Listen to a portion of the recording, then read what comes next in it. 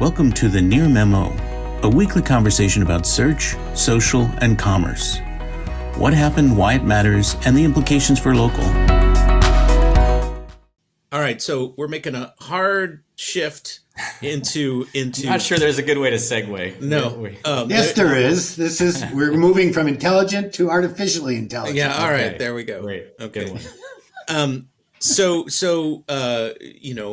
you've been reading the newsletter, we've been writing a lot about Bing, GPT, and AI in different ways, and everybody's talking about it, of course. And Google released Bard. I guess it was yesterday, right? When it was released, or was it 2 days? Maybe the day Yes, before. might have been 2 days ago. So I got access pretty quickly, as many people did, which was impressive versus what Bing did. And I was playing with it, and I wrote about what I called Bard Local. There is no Bard Local, but I did a bunch of local queries and to test it out and see how it compared to Google and Bing. I didn't write about the comparison to Google and the comparison to Bing. But basically, I came away, when I initially tested it and I tweeted about it, I thought, this is disappointing. And then when I did a bunch more types of queries, movie times, store hours, local product inventory searches, weather, best restaurant stuff, different home services kinds of queries, I thought, this is not bad. It's not, people were trashing it, and I thought, this is actually pretty good. It's okay in certain categories. Now, in the newsletter, I used a screenshot. I asked, the query was, show me a list of highly rated roofers in whatever zip code. And it showed a list with their star ratings and then a number of reviews. And so I used that screenshot out of many that I had taken. And that was an unfortunate choice on my part, because immediately people said, "Oh, that's all hallucination, right? Those review counts don't even exist. That's not a real thing." Tom Weddington and Darren Shaw and others were kind of on me about that.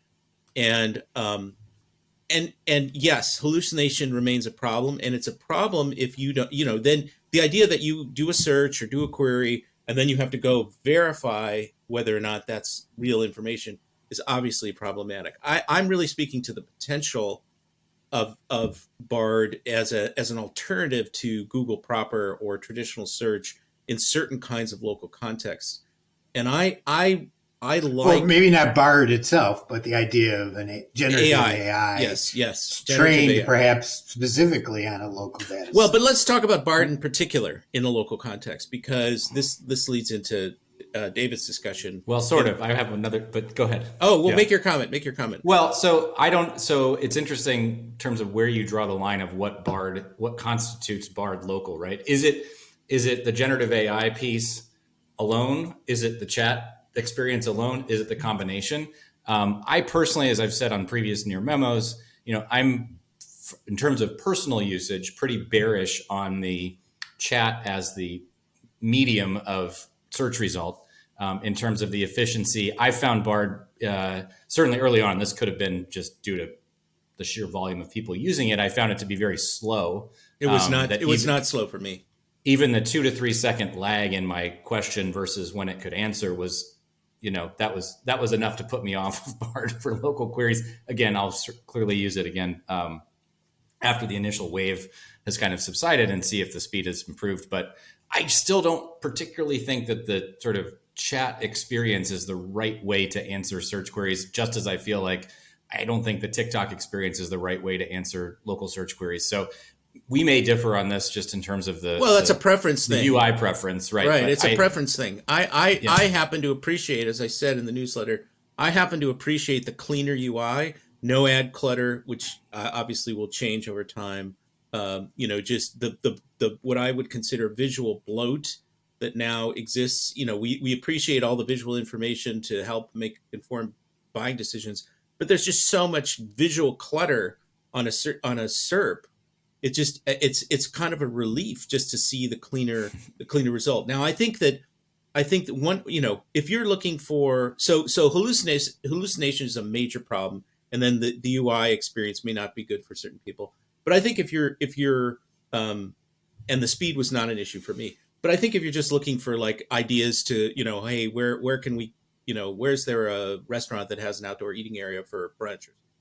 Or maybe broader help me plan a travel trip to Sure. northern Italy or something. Yeah, right, exactly. What are the best places to see in whatever, Denver, Colorado, or Italy, or some other trip. So travel planning. So there are a lot of, local is a very elastic, huge category, and we talk about it sort of in a kind of uniform way, but it's not uniform at all. And these tools are going to be good at certain things and not good at other things. And the roofing example was a bad example because that's a very high consideration category where you want to do a lot of research. You're going to want to look at reviews, and I totally agree that that's not that's not a good experience in chat.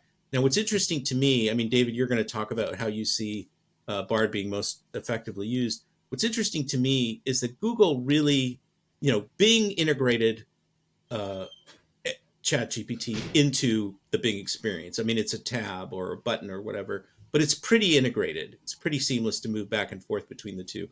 Google gives you the option to Google it. If you see the result and you're not satisfied or you want an alternative, you can click a button, then a query shows up, which I guess you could reformulate, and then you click that and it opens a tab or a window and you see a traditional Google search result. So it's really separate. It's a separate product. And I think Google does not want to have it encroach upon its search, usage. And they're not, they will sometimes show links, but mostly not showing links. And they only show links if they quote extensively. They said this because it's primarily a creative generation tool, not a search. Well, this goes to their quote. Right. This goes to David's point in a couple of minutes. Is the way that they think about this vis-a-vis their search engine.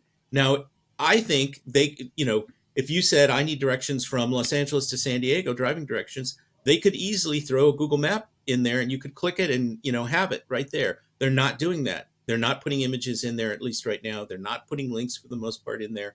Bing will put in a lot of multimedia content, cards that then show news, shopping, whatever it is. I did a search on who is Mike Blumenthal, and it said there's 3 Mike Blumenthals. This is at Bing. One's a poet, or one's an SEO. One is a previous treasurer of the U.S., and one was a poet. And it put my and you're not all 3 of those. I'm the last. I'm the poet. Yes. And then it put my local card below it, right? My business profile below it.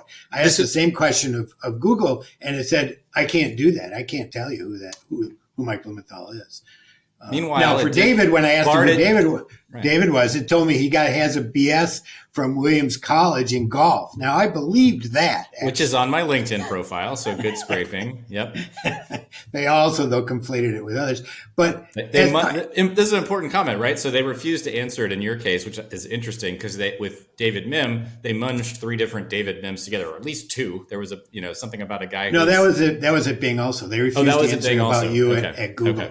Okay. But which brings me to the segue to David's section is that I think SEOs that are critical of Bard on Twitter right now, the lack of references, are critical because they're viewing it from an SEO use case, and I don't think that's how Google views it.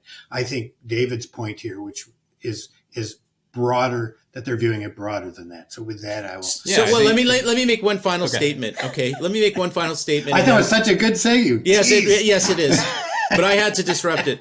So I think there is, in a lot of local search cases, a really simple, quick, provided the hallucination goes away, use case for a generative AI tool, and that I said this in a tweet yesterday. You could create a whole search product around local product inventory, right? You could like, hey, where can I buy XYZ? Boom, at these stores, right?